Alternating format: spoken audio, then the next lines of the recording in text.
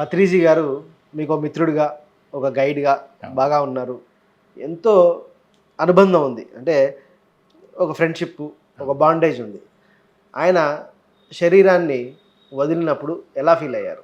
Sir శరీరం వెళ్ళినప్పుడు feeling ఏం లేదన్న నాకైతే. ఎందుకంటే అంతకుముందు బెంగళూరులో ఉన్నప్పుడు కూడా వెళ్ళటం 2 రోజుల పాటు అక్కడ ఉంటాం, సార్ దగ్గర చూడటం, మళ్ళీ విజయవాడ రావటం ఇవన్నీ జరిగినాయి. ఇంకా సారు జూలై 24 శరీరం నిర్మాణంగా 3 రోజుల ముందే హైదరాబాద్ నుంచి ఫోన్ చేశారు. సారు పొజిషన్ కొద్దిగా క్రిటికల్గా ఉంది, సీనియర్స్ కదా మీరు ఎంటోడు ఉంటే బాగుంటుందని. అంటే సాయంత్రం నాకు ఎప్పుడు 6 గంటలకు ఎప్పుడో ఫోన్ వచ్చింది. ఇంకా 10 వెళ్ళిపోదాం అని చెప్పి అంటున్నాం. అప్పటికప్పుడు కార్ తీసి బయలుదేరి వచ్చాం. నైటే సార్ దగ్గరికి వచ్చాం. రావటం స్ట్రైట్ అవే సార్ దగ్గరికి వచ్చాం. సరే వాతావరణం చూసాం, పరిస్థితి అంతా. అంటే యాక్సెప్ట్ యాజ్ ఇట్ ఈస్ అనే స్టేట్మెంటు బాగానన్న.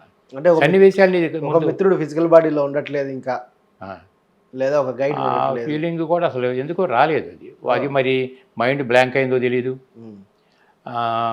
ఇది ఎవరికైనా తప్పదు కదా అని చెప్పని అవగాహన నాకు తెలియదు, ఏం తెలీదు. యాక్సెప్ట్ యాజ్ ఇట్ ఈజ్ అనేది. రెండోది ఏంటంటే ఎవ్రీబడి క్రియేట్ చేయర్ ఓన్ రియాలిటీ. ఎవరి వాస్తవాన్ని వాడే సృష్టికర్త అనేది సార్ దగ్గర నుంచి బాగా జీర్ణించిపోయింది. ఎవరి వాస్తవాన్ని వాళ్ళే సృష్టికర్త అయినప్పుడు ఆయన వాస్తవాన్ని ఆయన సృష్టించుకున్నప్పుడు దానికి మనం ఎందుకు వంకలు పెట్టాలి? ఎందుకు పెట్టాలి? బై నేచర్ ఆయనకి ఏమనిపిస్తే చేస్తారు. దీని మీద నాకు ఇంకా బాగా అవేర్నెస్ ఎట్లా వచ్చిందంటే అంటే 2022 నవంబర్ డిసెంబర్ మూమెంట్లో పత్రిజీతో ప్రయాణం ఇంటర్వ్యూ చేయడానికి వెళ్ళాం కదా. చాలామంది దగ్గర నుంచి వచ్చిన క్వశ్చన్ ఏంటంటే నాకు, ఏమండి పత్రిక గారు 2095 వరకు ఉంటానన్నారు కదా, మరి ఇప్పుడు ఎందుకు వెళ్ళిపోవాల్సి వచ్చింది అనేది చాలామంది నుంచి వచ్చిన క్వశ్చన్ అది. సరే రకరకాల ఆన్సర్స్ అప్పటికి వచ్చినప్పటికీ కూడా నేను కూడా ఎంతమంది అడుగుతున్నారు ఏమిటి కాసేపు కూర్చున్నాను. నేను కళ్ళు మూసుకొని మన జ్ఞానమే కదా కూర్చొని నాకు వచ్చిన ఆలోచన ఏంటంటే నన్న గురు పరంపరలో నువ్వు కొన్ని వేల సంవత్సరాలు వెనక్కి వెళ్ళిపో. సపోజ్ గౌతమ బుద్ధుడు వచ్చాడు 2500 సంవత్సరాల క్రితం వెళ్ళిపోయాడు. అప్పటికి ఉన్న కాలమాన పరిస్థితుల్లో హింసా ప్రవృత్తి బాగా ఉండేది కాబట్టి అహింసా ఉద్యమం అక్కడి నుంచే మొదలైంది. అహింసా పరమోధర్మ అనేది బుద్ధుడి దగ్గర నుంచి స్టార్ట్ అయింది. మనకి హింస పనిగల యజ్ఞాలయాగాల పేరు మీద విపరీతంగా జంతువులు నడిచాయి అప్పట్లో. సరే బుద్ధుడు దేనికి వచ్చాడు? ఒక అహింసా యుద్ధాన్ని, ఆర్య సత్యాలు ఇవన్నీ తెలుసు కదా. మరి సబ్జెక్టు డివేట్ అవటం ఎందుకు, కానీ బుద్ధుడు చెప్పిన ఆర్య సత్యాలు మనకు అన్నీ తెలుసు. అంటే ఆయన బుద్ధుడు ఆర్య సత్యాలు ఇవి ఎంత సత్యం ఇది అని చెప్పి తెలిసిన తర్వాత ఆయన ఎన్ని సంవత్సరాలు ఉండాలి, ఆయన పాత్ర ఏమిటి అని ఆయన పోషించాడు. ఆయన పాత్ర అయిపోయిన వెంటనే ఆయన పైకి వెళ్ళిపోయాడు. కానీ ప్రపంచం మొత్తంలో మార్పు వచ్చిందా లేదని ఆయన ఏం పరిశీలన చేయలేదు నాకు తెలిసి. జీసస్ వచ్చాడు, కరుణ ప్రేమ తత్వాలు చెప్పడానికి వచ్చాడు. ప్రపంచం అంతా మారిందా లేదని జీసస్ కౌంట్ చేయలేదు. బుద్ధుడు బౌద్ధ మతం పెట్టలా, జీసస్ క్రీస్తు మతాన్ని పెట్టలేదు. కృష్ణుడు వచ్చే హిందూ మతం పెట్టలా.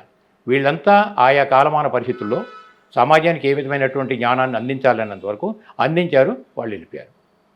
ప్రపంచం మొత్తం మారిందా లేదని కౌంటింగ్ ఎప్పుడూ లేదు. ఇన్ని సంవత్సరాల నుంచి ఎన్ని లేనటువంటిది ఇప్పుడు మనం మాత్రం ఎందుకు లెక్కేయాలి దాన్ని? పత్రిక ఒక టార్గెట్ పెట్టారంతే. వర్క్ చేయటం కోసం, వర్క్లో ఎఫిషియన్సీ పెంచుకుంటే ఒక టార్గెట్ పెట్టారు. జ్ఞాన భారత్ అన్న, జ్ఞానాంధ్ర అన్న, జ్ఞాన జగత్ అన్న, ఇవన్నీ టార్గెట్. అటువంటిప్పుడు టార్గెట్ అయ్యిందా లేదని టార్గెట్ ఉంటే వర్క్లో ఎఫిషియన్సీ పెరుగుతుంది, స్పీడ్ పెరుగుతుంది. దానికోసం పెట్టడమే తప్ప అందుకంటే ఏం కాదు. పత్రికలు కూడా ఒక టార్గెట్ పెట్టారు, వర్క్ చేశారు, ఆయన పాత్ర ఆయన పోషించారు, హ్యాపీగా వెళ్ళిపోతారు. యాక్సెప్ట్ చేయాలంతే. అట్లా ఉంది. ఇంకా అటువంటిప్పుడు అరే ఉన్నారా, వెళ్ళిపోయారా, బాధ దిగుల సెలబ్రేట్ చేయమని మనం అనుకుంటే ఇంకా దానికి దిగులు పడే పరిస్థితి లేదు. ఆ 2 రోజులు 3 రోజులు సార్తో పాటు అక్కడే ఉన్నాం. ఏ మార్పు ఎట్లా వస్తుంది ఏమిటనేది చూడటం తప్ప అందుకంటే ఏంటి. ఇప్పుడు రమణ మహర్షి లాంటి ఆయన బుధం మీద రాచిపోడిన పడింది, మందులు వేద్దామంటే అది దానికి నాకేంటి అన్నట్టుగా ఉన్నాడు. అంటే అంత డిటాచ్మెంట్ వచ్చేసింది ఆయనకి. ఇప్పుడు మన వాళ్ళు కొంతమంది డాక్టర్స్గా ఏమంటారంటే ఇవాళ టెక్నాలజీ పెరిగింది కదా, అందుబాటులో ఉన్నప్పుడు దానికి ఏదైనా చేసుకుంటే ఇంకా 10 ఏళ్ళు ఉండేవాళ్ళు కదా అని డాక్టర్స్ కొంతమంది ఇప్పుడు చెప్పొచ్చు. ఉండాలా వెళ్ళాలనే డిసిషన్ అయింది కదా. ఎవరి వాస్తవాన్ని వాడే సృష్టికర్త అయినప్పుడు ఇంకొకటి వాస్తవంలో మనం ఎందుకు ఎంటర్ కావాలి? అది నాకు అర్థమైంది. అందువల్ల నేను దేనికి ఓటేయం, సాక్షిదత్వం మిగిలిపోవటం అంతవరకు అయిపోయింది. కార్యక్రమం అయిపోయింది అంతవరకు. అందువలన ఏదో దిగులు పట్టమా, గురువు వెళ్ళిపోయారా లేదా, గురువు వెళ్ళిపోయారా ఎప్పుడు అనుకో. ఇప్పుడు అప్పటి వరకు ఆయన గైడ్ చేసేవాళ్ళు, మీరు ఇప్పుడు ఎవరు గైడ్ చేస్తారని థాట్ వచ్చింది. ద్వాపరయుగం ఏనాడో వెళ్ళిపోయింది కదా. కృష్ణుడు ఇచ్చేటటువంటి అంటే వ్యాస మహర్షి రచనలో కృష్ణ అనేది ఒక పాత్ర అయినప్పటికీ ఇవాళ సమాజానికి వ్యాసుడు అంటే తెలియదు, కానీ కృష్ణ అంటే తొందరగా తెలుస్తుంది కదా. వ్యాసుడు పెట్టిన మహాభారతం కృష్ణుడు ఒక పాత్రే కానీ అన్న ఆ పాత్రే మన దైవత్వంగా భావించి మనం అనుకుంటున్నాం. ఇవాళ భగవద్గీత అనగానే కృష్ణుడు కనపడుతున్నాడు. ఇప్పుడు నువ్వు భగవద్గీతానికి అడుగుగానే నీ మైండ్లో కృష్ణుడు కనపడుతున్నాడా లేదా అంటే ఆల్రెడీ లైవ్. అంటే జ్ఞానపరంగా ఉన్నాడు. ఈ త్వర దేహపరంగా ఉండే కృష్ణుడు ఇవాళ జ్ఞానపరంగా ఉన్నాడు. సూపర్. జస్ట్ లైక్ పత్రిజీ కూడా అంతే. నాకు సూపర్ బాగుంది. ఆ రోజు ఫిజికల్గా ఉన్నా నాతోటి మాట్లాడుతున్నాం, బట్ ఆయన ఇచ్చిన జ్ఞానవంతలు మనల్ని ఇంకిపోయిన తర్వాత జ్ఞానపరంగా నాలోనే ఉన్నాడు. ఆయన ఎక్కడికి వెళ్ళాడు? కరెక్ట్. ఇంకా నాకు లేడనే ఫీలింగ్ ఏమొస్తుంది? బాగుంది. Great answer. మంచి రియలైజేషన్.